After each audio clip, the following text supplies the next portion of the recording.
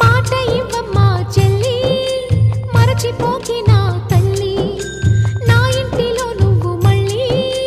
దీపాన్ని పెట్టమ్మా వెళ్ళి